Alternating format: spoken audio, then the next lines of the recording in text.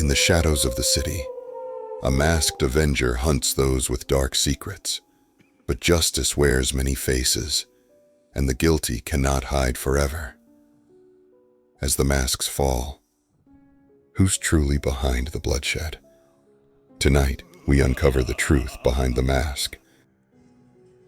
In the glittering city of Veridia, where wealth ruled and secrets ran deep, a shadow crept through the streets. This was no ordinary shadow. It was the silent figure of a ruthless assassin, a masked predator known only as the Masked Hunter. Each of his victims was a pillar of society, living among the upper echelons of power. Yet, beneath the facade of respectability, there lurked dark secrets, secrets that would soon be exposed in the most brutal ways. The Masked Hunter's reign of terror began one warm spring evening with the murder of Philip Lawson, one of Veridia's wealthiest businessmen. Known for his massive empire built on real estate and construction, Lawson had an infamous reputation for cutting corners and paying off inspectors. But no one could have predicted the brutal scene that awaited the authorities. Philip Lawson was found dead in his penthouse, his body seated in his luxurious armchair. His face was covered by a silver mask, cold and lifeless, hiding the fear that had gripped him in his final moments. A knife had been plunged into his chest, its handle wrapped in black cloth, a signature left by the killer. Next to Lawson's body was a note pinned to the armrest. "We all wear masks, Philip. Yours was just too heavy to bear." The message was clear. This was no random murder. It was a statement, an accusation. Yet it was also only the beginning. As the police scrambled for clues, whispers began circulating among Veridia's elite. Who was this masked avenger? Was it a former employee seeking revenge? A business rival trying to send a message? Or perhaps someone who knew Lawson's deepest secrets? A week later, the city was rocked by another murder, this time targeting Vivian Blackwood, a high-profile lawyer who was known for winning cases at all costs. Her ruthless tactics had earned her both fortune and fear, but even she was no match for the Masked Hunter. Vivian was found in her lavish home, her body sprawled across the marble floor. Her face was covered by a red mask, symbolizing both her fiery career and the blood she had spilled in pursuit of victory. The word liar was smeared on the mirror in her own lipstick, adding a chilling personal touch. The hunter's note this time read, "Your truth was always tainted, Vivian. Justice wears no mask." Detective Fiona Hayes stood over the scene, her mind racing with questions. The killer's method was clear, but the motive remained shrouded in mystery. Hayes was a veteran detective, known for her sharp instincts and her ability to read between the lines. She sensed that the hunter wasn't just choosing victims at random.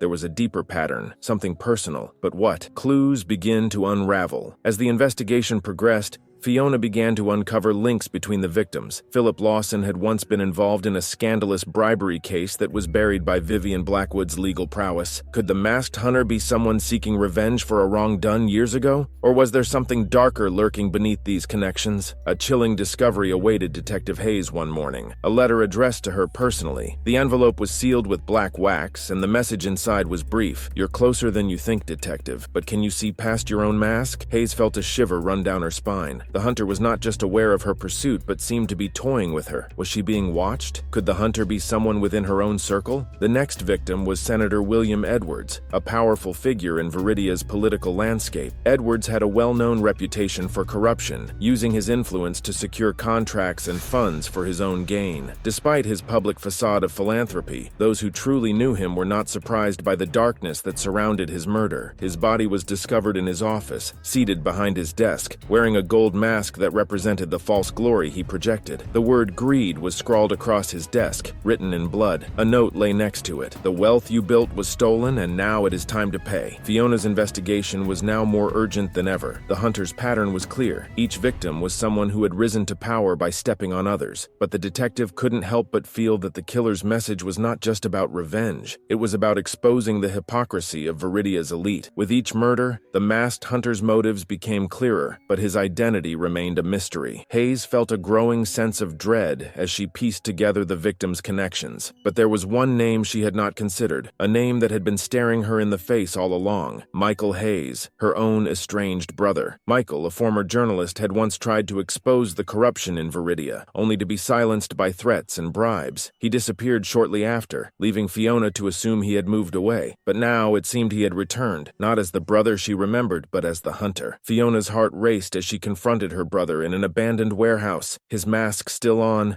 his eyes cold and unrecognizable. "It's you," she whispered, tears welling up. "All this time, it was you." Michael removed the mask, revealing a face consumed by anger and betrayal. "They had to pay, Fiona. You know what they did. You know they deserved it." Torn between duty and family, Fiona raised her gun, her hands shaking. "This has to end, Michael," she said, her voice breaking. "You can't keep doing this." Michael's response was calm, almost serene. "I'm not the villain here, Fiona. I'm just the one who finally decided to pull off the masks." In a moment of hesitation, Fiona put down her gun, unable to harm her own brother. But as she reached for her handcuffs, Michael threw a smoke bomb, disappearing into the night. His voice echoed through the warehouse. "This isn't over, Fiona. The masks will keep falling, one by one." The story ends with Fiona holding the mask her brother left behind, tears streaming down her face. The final question lingers. Was he truly a monster, or was he the hero Veridia needed? Was the masked hunter right in exposing the elite's dark secrets, even if it meant taking lives? Do you believe Michael is a hero or a villain? Could you have stopped your own brother, knowing the darkness he faced? Share your theories in the comments below, and don't forget to like, subscribe, and hit the notification bell for more stories that blur the line between good and evil.